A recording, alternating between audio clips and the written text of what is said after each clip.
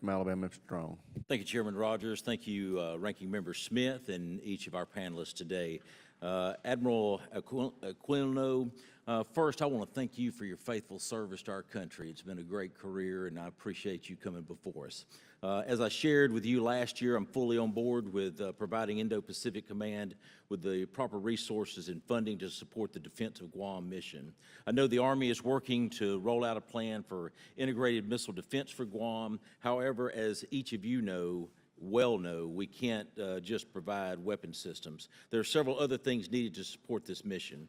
What is the Defense of Guam 2030 architecture, and how does it align in Indo-PACOM budget requests and unfunded priorities? Congressman, it's my top priority. I think the shortfalls we identified across all aspects of what is needed, right? The purchasing of the capabilities, the integration of those assets, both the Aegis portion of it, the Army's portion of it with regard to integrating THAAD, Patriot, IFPC, LTAMs, that architecture that we've designed, again, the shortfall we identified is about $430 million. That also includes some military construction. So it is the top priority because it's the defense of the homeland and 170,000 U.S. citizens, as well as my ability to surge and execute the force. Thank you. At present, does Guam's existing power infrastructure support the on-demand power needs of the emerging defense of Guam's architecture? Yeah, it's critically important. Again, we've taken some steps in the past. I'll give you this example. So the Andersen Air Force Base power distribution mechanism is all underground. And during that storm, we had only small impacts there. In places where the power distribution was above ground, the super typhoon went through it pretty badly. We have to take those next set of steps. The Air Force has identified $7.2 billion to do that.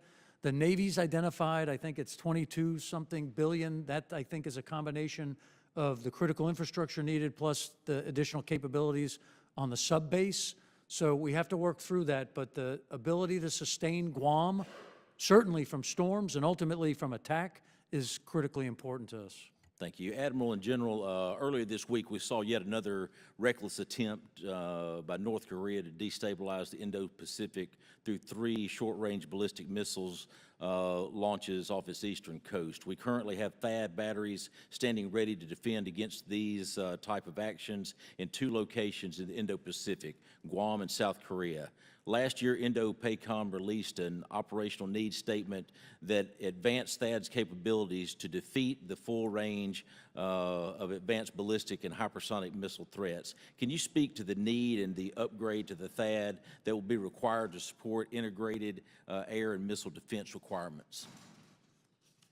Certainly, Congressman. Again, the integration of all of our ballistic, well, let me start with the sensing aspect, right? Number one, we need to identify it, we need to track it, and then we need to shoot it. I don't care what tracks it, I don't care what shoots it, we just got to hit it.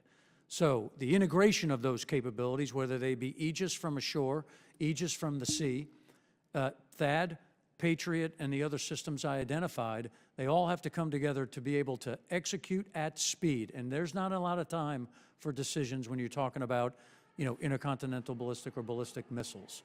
So we are working to do that on Guam, and then the architecture and integration certainly exists across all those capabilities. Today, we got to get it synchronized, and we got to be able to operate at pace. Thank you. I'll go ahead and mention another thing. I know today we've mentioned PAC-3, SM-2, NGI, THAAD, Patriot, Directed Energy.